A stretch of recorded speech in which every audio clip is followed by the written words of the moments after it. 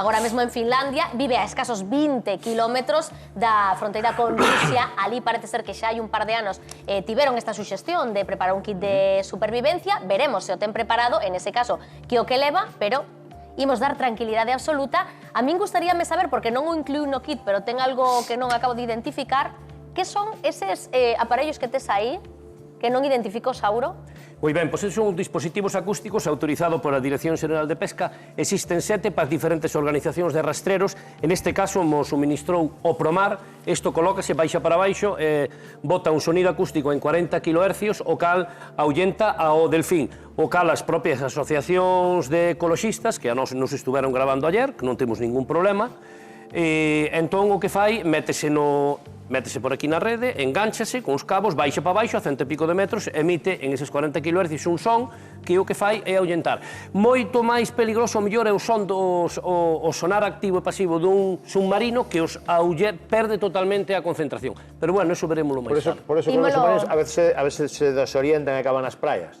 Bueno, hai moitas motivacións polo cal acaban as praias. É certo, nós sabíamos hai 6 meses que en Francia os pescadores como a nós, que pescan en malle, como pescamos ayer, diante deste mismo Walrus da Sea Shepherd, que sin ningún problema puxeronse a gravar 1 hora e media, e un barco se vira a bordo, que nós temos cámara 24 horas, non escondemos nada.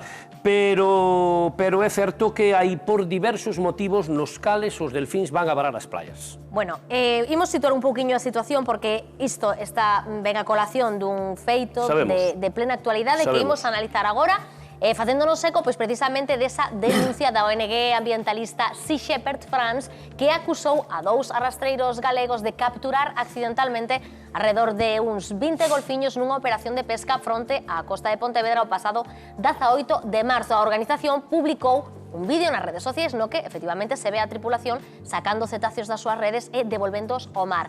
O que critica con estas imaxes que están vendo vostedes é a falta de medidas por parte do noso país para protexer a estes animais. Sauro, xa que estás aquí, e que vexo que estás apaixoado con este tema, como é normal, non sei se este tipo de situacións son habituais, se estamos a falar dunha neglixencia que se podería ter evitado. As imaxes, é certo, que non deixan moito lugar a dúbida de que se capturaron efectivamente eses cetáceos e logo se devolveron ao mar. Vale, de acordo, ainda hoxe mandei a produción o que é un momento dunha captura dun arrastreiro, como entra. Isto ocurre como cando a unha persona o collen con móvil tráfico. É tan casual como eso. Non é habitual, nin ocurre. A nós ayer estuveron grabando 1 hora e media, porque tamén o fixeron en Francia, pararon os barcos franceses de enmalle e subvencionaros con unhas subvencións europeas. Estuveron grabando, pero eso non quitan, porque como non subeu nada a bordo, entón, quer dicir, iso que ocurre, é verdade, ocorreu, salen vivos a inmensa maioría, desgraciadamente, que non fai nada esa administración, é mentira, ten unha resolución da Dirección Xeral de Pesca,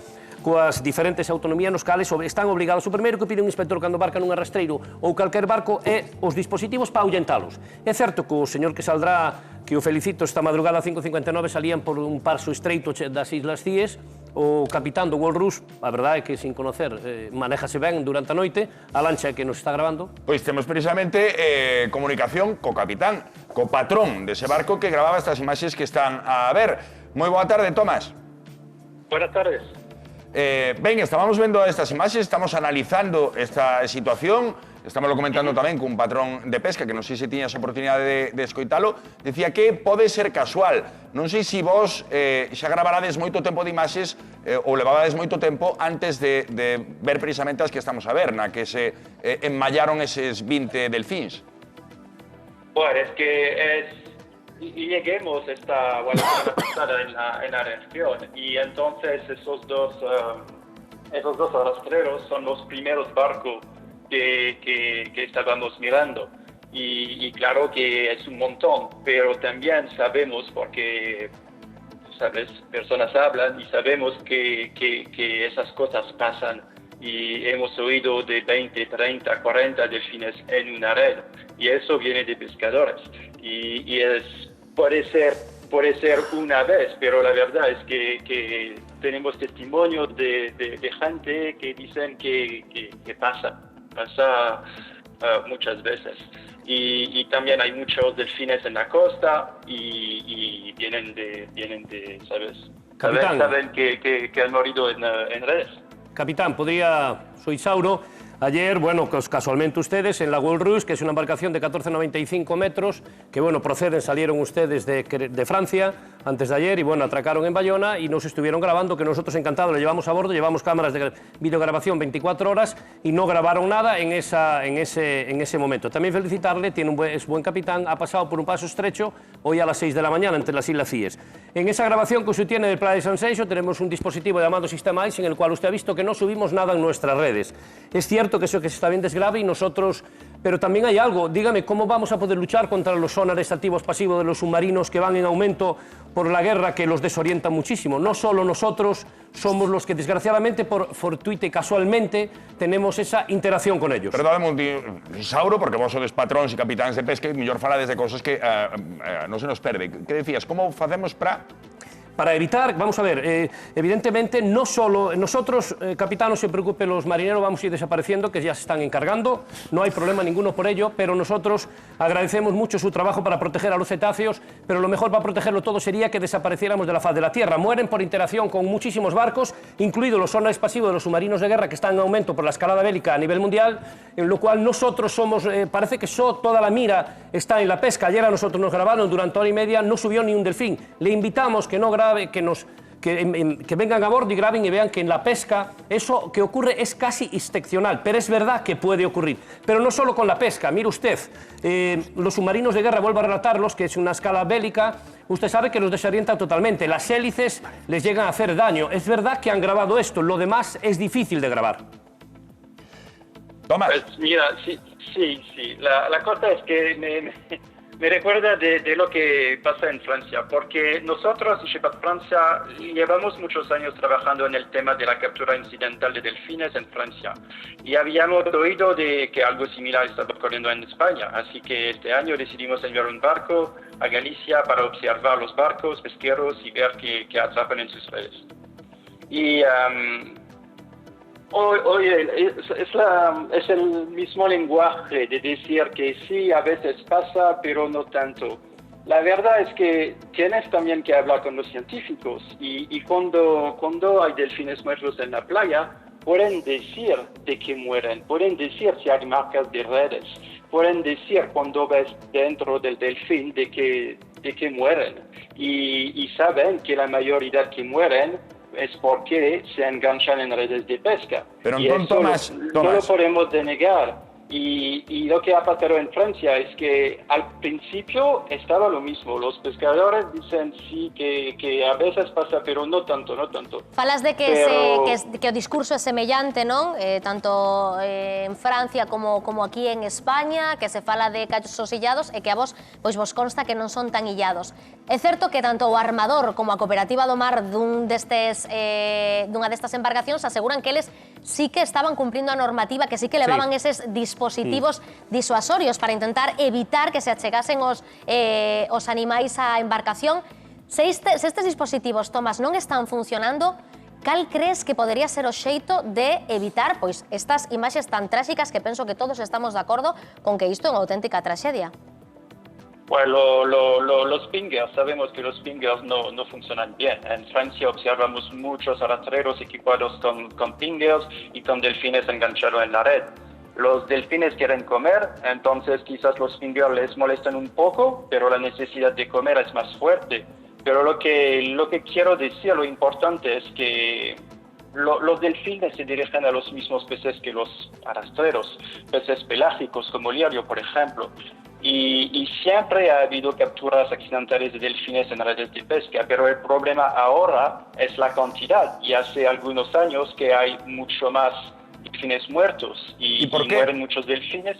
Bueno, es la cuestión y es lo que tenemos que comprender, porque demasiados en comparación con los nacimientos, por lo que la población disminuye.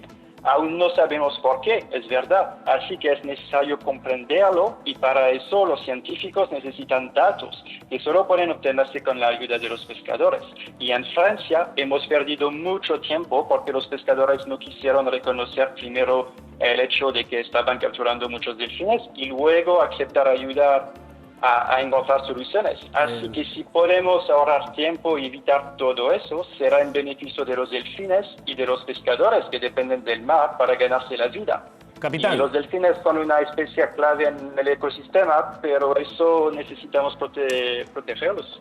Capitán, mire, ayer, bueno, que en nuestra embarcación, 5 millas fuera de Ons, bueno, pues vinieron y nosotros encantados que estuvieran.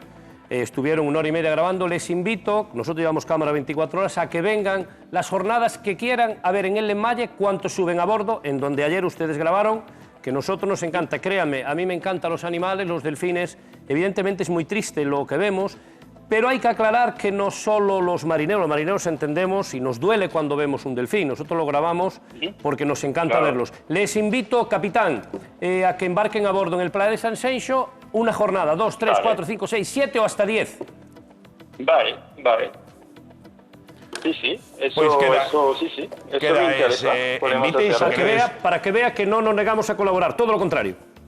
Vale, perfecto. Entonces me parece una idea buena y podemos hacer eso.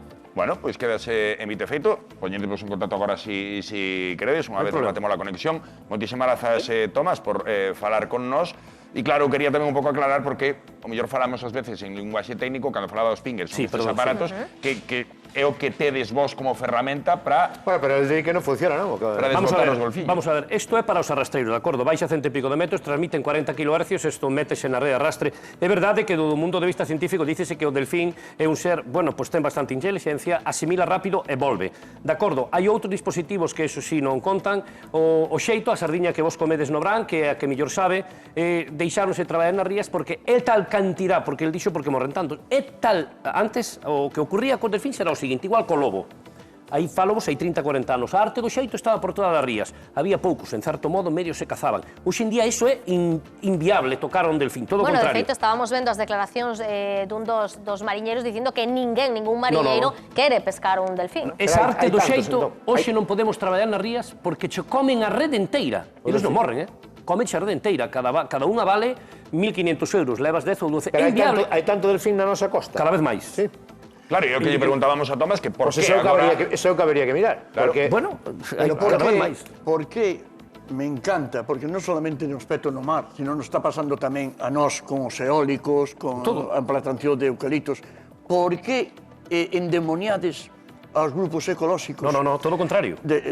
Si contigo, por que endemoniades? E por que non hai unha mesa en conxunto entre todos que eles podan? Porque eu a veces pregunto, vos dicides que están por subvencións. Sí, hombre, se non teñen algo non poden actuar. Pero están porque están polo que está pasando. Alguén ten que facer esa labor, pero estamos polo de que acordo. está cada vez temos un mundo que cada vez está máis, vamos a ver onde vivimos, porque já non faita aquí, sino que vamos a estar fundidos casi. Entonces, por que non é mesa conxunta?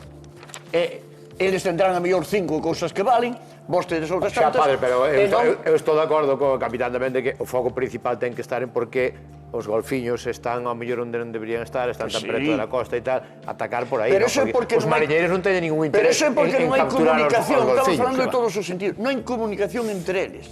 Aquí o Rasauro está dando... Eles poden vir... Porque históricamente houve un enfrentamiento moi grande entre a xente do mar e os ecologistas. Non agora, xa bicho que dixo Sauro que colaboran, que graven, que suban... Por eso me alegro que dixera eso, pero o que está pasando... Ecologista en principio é todo o mundo, ou debería ser, vou ser rápido, que a sobremesa corta. Saquei o dos submarinos, vos sabedes que a escalada mundial, en canto submarinos, España está corrindo 4, es 81, 83, 84, Francia, todos eso vai en escalada. Ten un sonar activo terrible dunha ondaxe que aturde todo o que encontran. De eso non falan, non, nada máis que falan de nós. Pero que non se preocupen que estamos xa desaparecendo. Pouco a pouco vamos desaparecendo. A mí de todos os xeitos agora é unha cousa que me chama a atención, porque hai nada, uns días, hai 2 semanas, 3, non recordo moi ben, falábamos de que non hai lirio nas nosas peixerías, que non hai lirio nas lonxas. Eu entendo que estes arrastreiros van en maior medida, vaise moito a este peixe, non? Sí, e os golfiños andan detrás dese peixe. E agora hai moitos golfiños nas nosas costas, pero tampouco hai lirios. Entón, hai un gran problema que tampouco se está contando. Debido a que non podemos capturar a sardiña, os cardúmenes de sardiña son gigantescos. Os propios delfíns van detrás dela e non ven. A veces esa é unha verdade, e non falei co rastreiro que mandei a produción a mañán, o cal puñía que teñen unha complicidade enorme, o delfín vai detrás, abre a boca para cazar, non ve, e entra a colación. Hai moitas interrogantes que aclarar aquí, pero non só é un mariñeiro, ojo, é o máis fácil de nombrar porque é o evidente.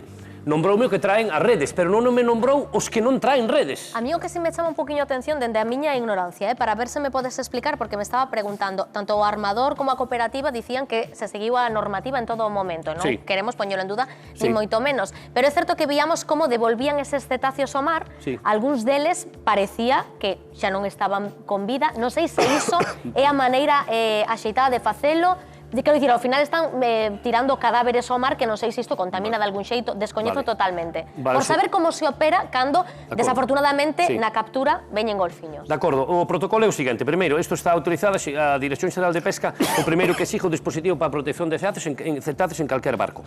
O protocolo cando embarca a bordo é o seguinte, na máis mínimo resquicio de que alberga vida, botalo ao mar. Se está vivo, evidentemente, se está morto, hai que leválo para a terra. O procedimento de leválo para a terra é gigantesco, nós temos levado hasta 5 ou 6 horas, ten que vir o CEMAR, hai un protocolo, hai un examen, entón ese é o protocolo. O mellor albergaba algún tipo de vida, non o sei, o protocolo é, se ben vivo ou mínimamente vivo ou con resquicio de vida, devolvelo ao mar. O golfiño quedar enmallado debaixo do mar ou non poder emerxer, morre asfixiado. Claro, na rede, en esa rede, evidentemente, é un saco grande, el temento, eu esta mañán falei con varios arrastreros, iso é como cando coña un grabando que ocurre, desgraciadamente que ocurre, pero polo cal morren é moitísimo máis, cada vez están máis activos os sonares no mar de diverso tipo.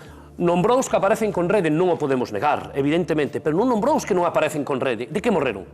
Pero eso non se dice. Aquí veíamos nestas imaxes que algúns dos golfiños que devolveron o mar estaban flotando boca arriba. Aí non hai vida. Claro, por eso preguntaba, por eso me chama atención, quero decir, hai unha tendencia, pregunto, ou se quere por parte do sector a veces para evitar eses trámites engorrosos de horas de espera no porto, de incumplir a normativa, non o sei, o descoñezo, pregunto.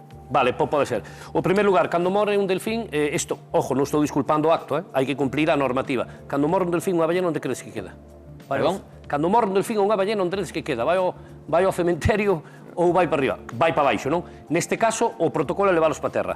Temos casos, o CEMAR o pode ver como levamos para terra e como ese protocolo se cumple. Eu non son responsable, nin nadie aquí nesta mesa, nin nadie da Dirección Xeral de Pesca o que fai cada patrón. Claro, por suposto. Ben, pois, era por aclarar. Seguiremos probablemente con ese debate, que dai ese convite que lle fixo Sauro, o patrón do barco que grabou esas imaxes, e nos contarás se despois acepto o envite ou non, pero agora temos traballo para o Padre Patiño. Volvemos a Ribela, na Estrada, onde hai polémica coa restauración do Reo do Cura, un dos máis